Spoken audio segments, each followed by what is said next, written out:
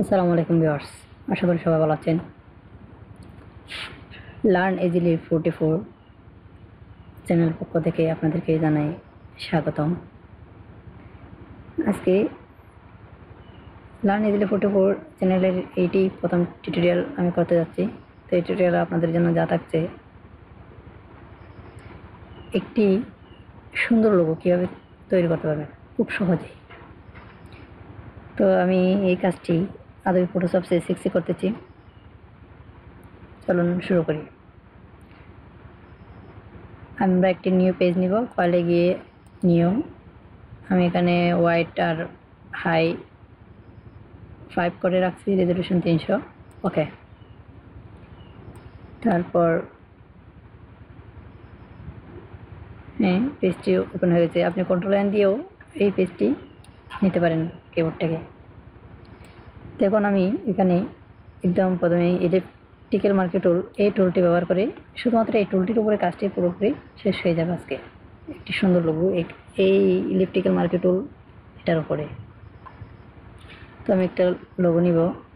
লোগোটা এখন একদিকে বাঁকা একদিকে বড় ছোটো হয়ে যাচ্ছে। এখন যদি আমি শিফট টিপি তাহলে চারিদিকে একদম সমানভাবে এটা হবে। নিলাম। এখন রাউন্ডকে দিয়ে একটু এদিকে নিয়ে যাই,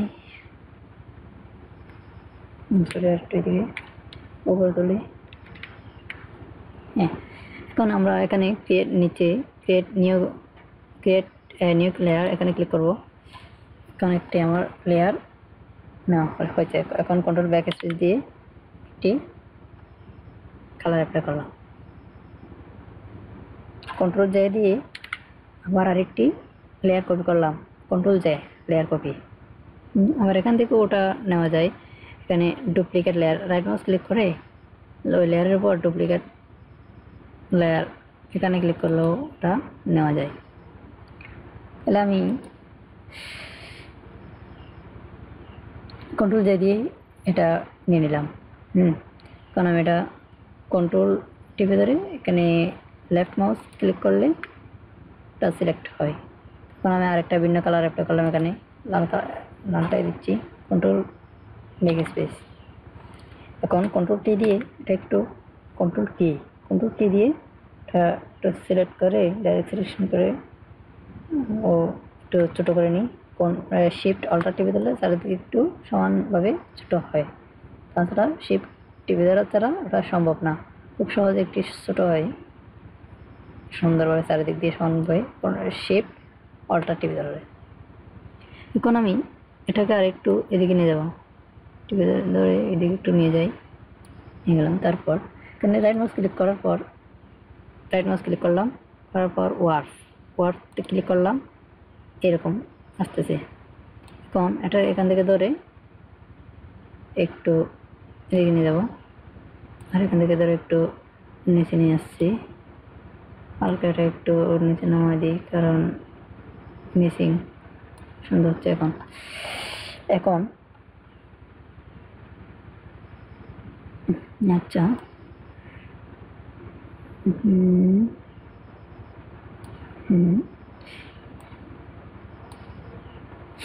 আচ্ছা, এখন এন্টার দিই।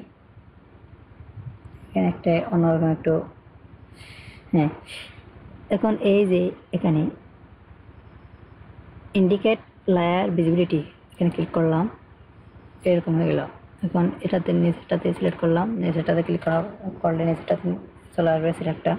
তারপর টিপলাম, কন্ট্রোল ডি, সিলেকশনটা চলে গেল। এখন এইটার আমার কোনো দরকার নেই, এটা ধরে নিচে নামাই দিলাম, সরি ডিলেট বক্সে ঢুকে দিলাম, ওটা গেছে। এখন আবার একই টুল দিয়ে আরেকটি বৃত্ত আমরা নিব, এই বরাবর সমান করে একটা বৃত্ত নেব। তো বৃত্ত নিয়ে নিলাম, উপরে একটু তুলি যাতে পুরোটাই দেখা না যায় আর কি।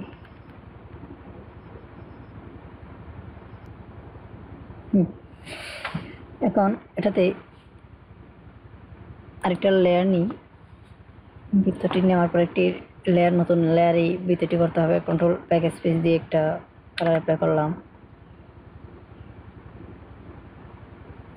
কন্ট্রোল টি দিয়ে একটু বড় করে নিই, ভিতরে একটু শিফট অল্টার একটু বড় করে নিই। তো এটা একটু একটু নিয়ে আসি সমান করে।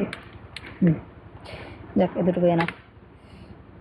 এখন এই যে আমার লালটা এখন উপরে, এখন ওটাকে আমার নিচে নামাইতে হবে। তার জন্য আমাকে এটা ধরে এই আমার আচ্ছা ওয়ানটা ধরে এখানে পুরো তুলে দিই। এখন ওটা নিচে নেমে গেছে, কন্ট্রোল দিয়ে এটা আনসিলেক্ট করে দিচ্ছি। এখন এই যে এরেজার টুল এটা নিয়ে দেখো এই উপরে এখান থেকে একটা সাদা, দেখুন একদম বেশি সাদা, আমি এটা নিই। বেশি সাদা থেকে একটা নিয়ে নেবেন। এখান থেকে এটা ছোটো বড় সব কিছু করা যায়, এতটুকু দিলেই মানে একটু বড় করে দিবেন। আর এখান থেকে করা যায়, আর এখানে রাইট মাউস ক্লিক করো, এই কাজটা করা যায়। একটু বাড়িয়ে দেন, আর একটু বাড়িয়ে দেন, হ্যাঁ এনাফ। আর একটু ছোট করে,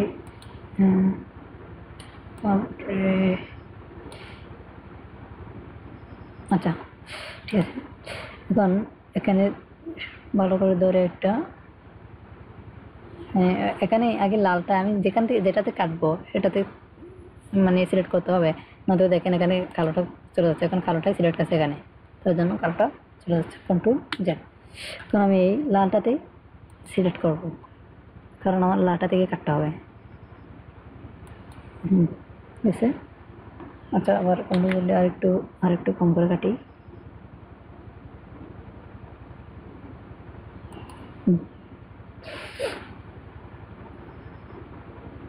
আপনারা আরও অনেক সুন্দরভাবে এটা করতে পারবেন অবশ্যই।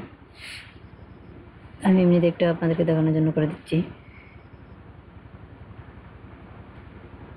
উপরেটাতে করি, এখানে ক্লিক করলাম, গ্রেডিয়েন্ট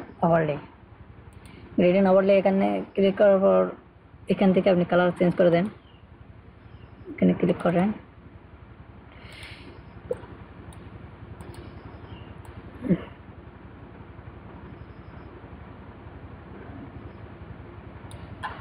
কালারটা দিতে পারি, হ্যাঁ ওকে। এখন এটাতে ক্লিক করেন, আর একটু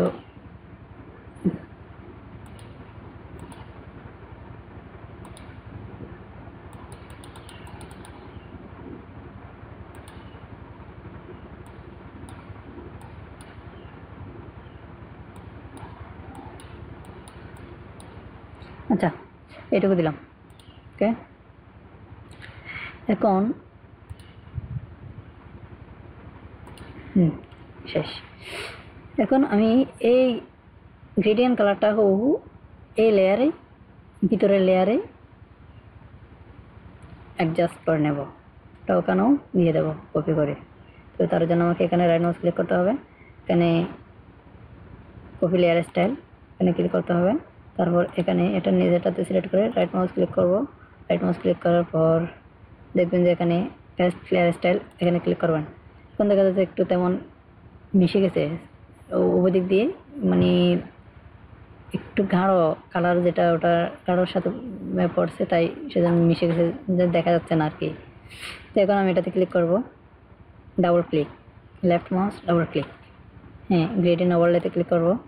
এই যে এখানে রিভার্জ এই কালি করে টেক চিহ্নটা দিয়ে দেওয়া, এখন একটু চেঞ্জ হয়ে গেছে, ওকে ক্লিক করব।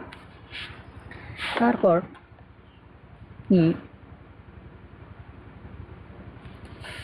আবার একই টুল নিয়ে আরেকটি বৃত্ত নেন, শিফট টিপে ধরে। এখন লেয়ার, হ্যাঁ অবশ্যই মনে রাখতে হবে লেয়ার নেবেন, প্রতিবারই ঠিকঠাক করে লেয়ার নেবেন।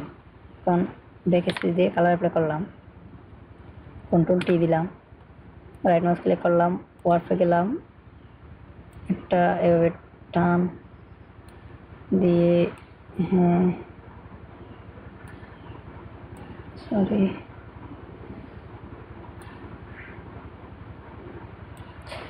হ্যাঁ, আপনারা এটা নিজের মতো করেই করে নিতে পারবেন। আমি নিজে একটা দেখানোর জন্য, আপনাদেরকে দেখানোর জন্য করতেছি। সুন্দর করেই করবেন, আপনারা আর অনেক সুন্দরভাবে এটা কাজটা করতে পারবেন।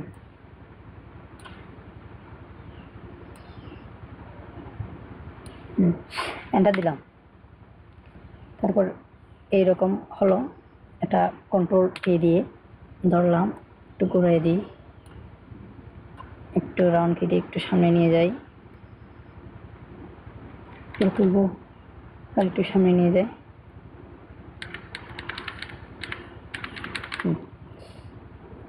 একটু পিছনে এন্টার, কন্ট্রোল ডি। তারপর একই টুল দিয়ে আরেকটি বক্স নিব। ওকে, কালার অ্যাপ্লাই, কালো কালারে দিই, চাই একটু কালো হয় কারণ ফুল ব্যাক স্পেস। সরি, এটা লেয়ার তো নিই নাই, কন্ট্রোল জেড, একটা লেয়ার নিয়ে নিই, তাহলে control back space.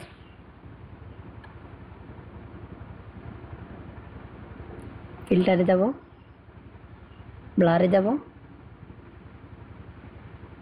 গৌসিয়ান blur click করব। হ্যাঁ, এখান থেকে ব্লার বাড়ানো কমানো সব কিছু করা যায়, আপনার ইচ্ছে মতো, একেবারে ইচ্ছে মতো করতে পারেন। এইটুকু রাখি। ওকে, কন্ট্রোল ডি, কন্ট্রোল ডি দিয়ে একটু ঘুরে নিই, আর একটু করে তুলি, ছোটো করে নিই একটু।